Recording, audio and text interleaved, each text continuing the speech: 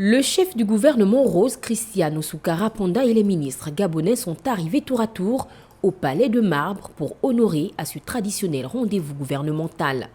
Occasion pour certains de s'exprimer sur les questions de l'heure touchant leurs domaines respectifs. C'est notamment le cas du ministre gabonais de l'Éducation nationale et de la formation civique et celui des sports.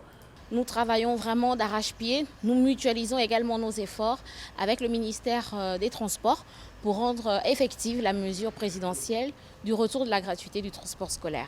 Nous continuons nos efforts de construction, d'extension et de réhabilitation des écoles. Le championnat scolaire et universitaire, dans sa formule intégrale, va reprendre un mois après la rentrée scolaire du 6 septembre prochain.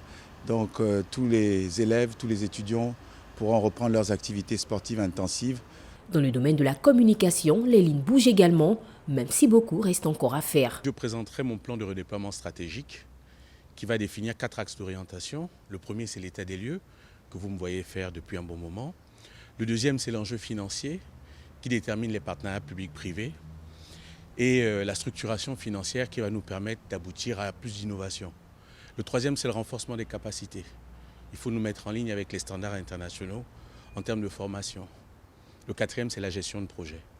Alors que le Gabon abrite la semaine africaine du climat, le ministre de l'Environnement, chargé du plan climat, s'est lui aussi exprimé, manifestant sa fierté pour tout ce qui est fait jusqu'ici dans ce sens. Dans la semaine de climat, je suis très content parce qu'il y a une fierté. On est devant beaucoup de pays.